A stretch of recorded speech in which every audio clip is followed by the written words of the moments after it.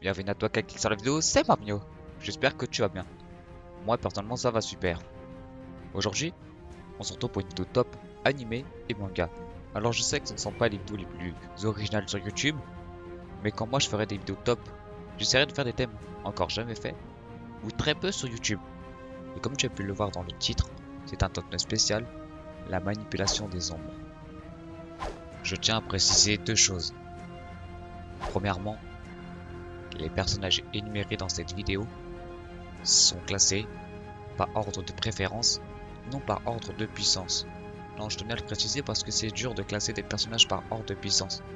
Il faut comparer les œuvres entre elles, c'est trop prise de tête. Ce qui veut donc dire que le premier n'est donc pas forcément le plus fort. C'est vraiment mes personnages préférés. Et comme ce sont mes personnages préférés, ça reste donc un classement subjectif. Il ne regarde que moi, ce n'est que mon avis. Sur ce, très bonne vidéo. Et à cette dernière place, on retrouve Xingzi Chao de Yuki Holder. Xingzi est un mercenaire immortel et professionnel travaillant pour la société privée militaire Powerful Hand. Xingzi a la magie de pouvoir contrôler l'esprit des ombres. Avec cette magie, Xingzi peut créer des portails d'ombre où il peut y enfermer ses adversaires à l'intérieur. Il peut aussi rentrer par ces mêmes portails. Xingzi peut aussi créer plusieurs ombres en forme de main pour ligoter et bloquer ses adversaires. Il peut aussi se servir de ses ombres en mode offensif pour attaquer ses adversaires. Il se retrouve donc à la dernière place, pour la simple raison que c'est le seul personnage que j'aime pas dans cette vidéo. Voilà. À la 8ème place, on retrouve Rui Hachioji de Codebreaker. Oji est une détentrice de pouvoir travaillant pour l'Eden, nommée les Codebreakers, et elle est la numéro 5 de cette même organisation. En tant que détentrice d'un pouvoir, Oji bénéficie du pouvoir de l'élément de l'ombre. Avec son ombre, elle matérialise souvent une grande faune noire qui tranche les ennemis. La particularité intéressante de Rui, c'est qu'elle peut aussi trancher directement les ombres. Les dégâts apportés sur l'ombre deviennent donc réels sur le corps de son adversaire. Oji peut aussi matérialiser des ailes avec son ombre pour voler sur de courtes durées. Il peut aussi matérialiser cette dernière pour créer des enveloppes d'ombre qui lui servent à se défendre, mais aussi à protéger les autres. Je sais bien que dans le manga, par la suite, elle est bien plus forte. Malheureusement, je n'ai pas lu le manga, donc je ne connais pas toutes ses capacités. Oji est donc à l'avant-dernière place. C'est pas que je l'aime pas, mais c'est juste qu'on la voit très peu. Et ce qui arrive après, c'est du très lourd. 7ème place, Shikadai Nara, de Boruto Next Generation. Shikadai est un ninja du village caché de Konoha. Il est le fils du célèbre ninja Shikamaru et le petit-fils du Kazekage, Gaara. Comme son père, il fait aussi partie du clan Nara. Il est un génie intellectuel, il est un de mes personnages préférés de la nouvelle génération. Shikadai peut donc manipuler les ombres à sa guise pour immobiliser ses adversaires. Shikadai peut aussi élargir son ombre sur un grand rayon et pour immobiliser tous ceux qui s'y trouvent à l'intérieur. Shikadai est un surdoué avec un très gros potentiel pour son jeune âge. Il dépassera sûrement son père dans la suite lointaine de Boruto. On rentre maintenant dans la deuxième partie du classement. Et à la 6ème place, Mirai Rogue de Fairy Tail. Mirai Rogue est l'incarnation future de Rogue Shiny, qui est l'inverse de ce dernier, qui lui a totalement sombré dans les ténèbres à cause des ombres malveillantes à l'intérieur de lui. Comme Rogue a été élevé par le dragon des ombres, Skiadram, il obtenu grâce à ce dernier la magie du chasseur des dragons de l'ombre. Et dans son futur parallèle, il tuera aussi Ting pour accroître ses pouvoirs et acquérir la magie de l'ombre blanche. Kage no Mitsuryu Maho. Rogue peut donc manipuler son ombre pour en faire des attaques offensives. Ainsi, il peut utiliser des techniques comme la lame du dragon de l'ombre, les balles du dragon de l'ombre, ou même l'éruption du dragon de l'ombre.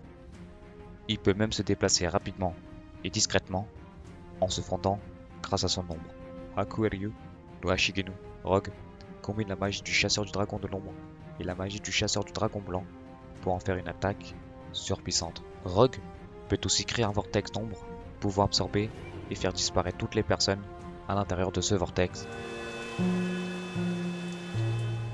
Et à la 5e position, on retrouve Fumikage Tokoyami de My Hero Academia. Fumikage est un lycéen de UA. Il fait partie des protagonistes secondaires de la série.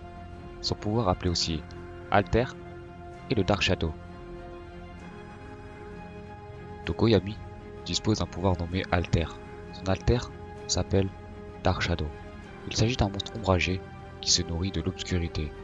Il vit à l'intérieur de Tokoyami depuis ses 4 ans. Dark Shadow peut se matérialiser à tout moment pour aider Tokoyami à attaquer ses adversaires à l'aide des griffes de Dark Shadow, mais aussi pour se défendre. Tokoyami a inventé une technique appelée Black Rank. Cette technique permet à Tokoyami d'utiliser Dark Shadow comme une armure. Il devient donc bien plus puissant. Le point faible de Dark Shadow est la lumière, car ce dernier devient plus doux et docile dans les endroits éclairés. A l'inverse de la lumière, l'obscurité rend Dark Shadow bien plus fort et beaucoup plus immense, mais il devient cependant incontrôlable et très dangereux. Fumikage se retrouve donc à la 5e place de ce classement. Et à la 4e place, on retrouve Black Star de Soul Eater. Black Star est un élève de l'académie de Shibuzen, mais il fait aussi partie du clan Astral, un clan de meurtriers dont il est le seul et unique survivant. Black Star est sûrement l'un des personnages les plus vantards et prétentieux de ce manga game. Ouais non mais même Vegeta à côté, c'est un petit joueur. Ah je t'assure hein, c'est pas du pipeau ce que je te dis. L'arme avec laquelle il se bat est Tsubaki, qui vient du clan des démons Nakatsukasa. Ils font partie des protagonistes principales de l'histoire. Avec l'aide de l'épée maudite, lorsque Black Star et Tsubaki utilisent la résonance des âmes, Black Star peut utiliser le mode Kagebuchi. Il peut donc manipuler l'élément de l'ombre et s'en servir pour plusieurs utilisations. Comme par exemple, Black Star peut utiliser son ombre pour en faire un fouet rapide pour attaquer. Il peut d'ailleurs utiliser l'épée maudite à son potentiel maximal. Dans le manga papier, Black Star peut aussi, grâce à Tsubaki et à son ombre, créer des formes d'armes bien plus puissantes avec des utilisations bien plus variées, comme les clones illusoires, le dédoublement et plein d'autres techniques et armes surpuissantes qui ne sont malheureusement pas présentes dans l'anime. Mais dans l'anime néanmoins, Black Star est quand même puissant. Il peut utiliser plusieurs attaques offensives avec les ombres.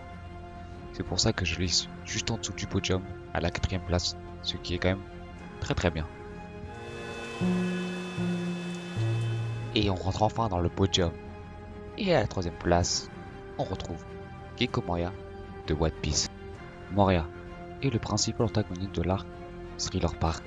Il a aussi fait partie auparavant de l'organisation des 7 grands corsaires. Et à l'heure actuelle, sa prime de recherche s'élève à 320 millions de péris. Moria a ingurgité le Kage no Mi. Ce fruit du démon lui confère le pouvoir des ombres avec de nombreuses facultés et techniques, comme par exemple le Doppelman. Moria crée une ombre qui prend donc l'apparence de sa silhouette.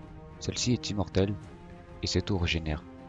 Elle peut aussi prendre diverses formes, comme celle d'une dizaine de chauves-souris, pouvant mordre ses adversaires. Kage Kakumei. Moria peut prendre le contrôle d'une ombre et changer la forme de cette dernière. Le corps de sa victime prend donc aussi la même forme que l'ombre. Il utilisera d'ailleurs cette technique sur Rose pour faire une boule géante, rapide et surpuissante. Moria peut aussi découper les ombres de chaque personne avec son ciseau. Avec ces ombres, il peut ranimer les cadavres, comme ce sera le cas pour Oz avec l'ombre de Luffy. Moria peut lui aussi absorber des ombres supplémentaires pour devenir bien plus puissant. Moria absorbera 1000 ombres, son apparence sera littéralement changée. Son nom est Shadow Asgard. Cependant, ce fruit du démon a beaucoup de points faibles, le sel, la lumière, l'eau et plein d'autres. Mais il est selon moi le maître des ombres dans la Japanimation. Voilà pourquoi Gekko Moria est à la 3e place. Et à la 2e place de ce top, on retrouve Pride de Full Metal Alchemist.